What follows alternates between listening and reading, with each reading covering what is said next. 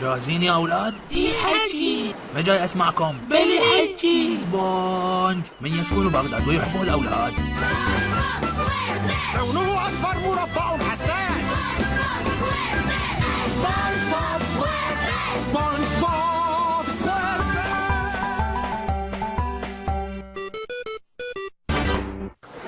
سبونج بوب في بغداد.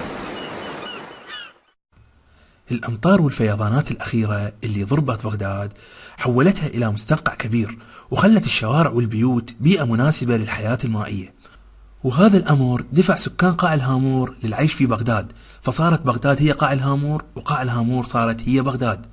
فلا تستغرب مثلا إذا شفت شمشون قاعد يفتر بباب الشرجي، ولا تستغرب إذا شفت شلش قاعد ويا بنت سلطع بالكافيتريا. كلش عادي، منظر طبيعي بمدينة طبيعية. ونروح هسه البطل قصتنا سبونج بوب، هذا الولد اللي تخرج أخيرا من جامعة بغداد، وكان سعيد بحصوله على الشهادة لأنه كان يريد يتوظف ويحصل على راتب يعيشه ويخليه يقدر يفتح بيت. تخرجت، قضيت الشهادة، راح اشتغل. تخرجت. وراح سبونج بوب وقدم للوظيفة، وقاعد ينتظر وينتظر وينتظر وينتظر. أخيرا سبونج بوب اقتنع بأن الوظيفة راح تتأخر ويمكن ما راح تجي أبد، فقرر يعوف الشهادة على صفحة ويدور له على شغل، وافتر بغداد شارع شارع ومحلة محلة.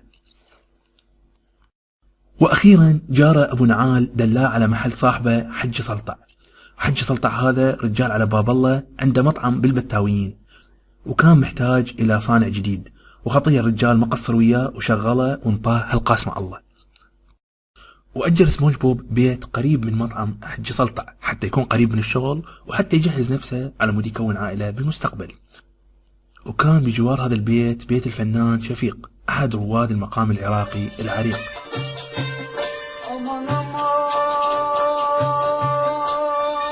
وجار الثاني اسمه بسيط، يشتغل عتاق ويا جمعة. عتيق للبيع، عتيق عماتكم عتيق.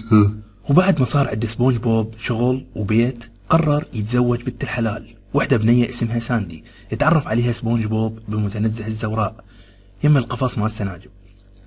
وراح سبونج بوب حتى يخطب ساندي، وأخذ وياه الناس الخيرة مشاية، وصارت القسمة، وصارت ساندي لسبونج، وسبونج صار الساندي.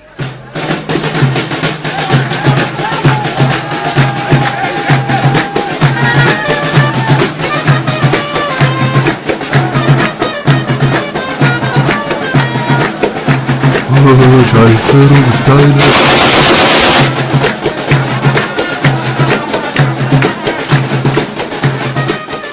وقبل ما نختم قصتنا أحب أذكركم بالشهادة اللي أخذها سبونج بوب. تدرون هاي الشهادة هسه وين؟ الشهادة هسه موجودة بالقاصة مال حج سلطع يم الوصفة السرية مالته. هو هذا مكانها الطبيعي، مجرد وثيقة معنوية لا أكثر ولا أقل. إلى اللقاء.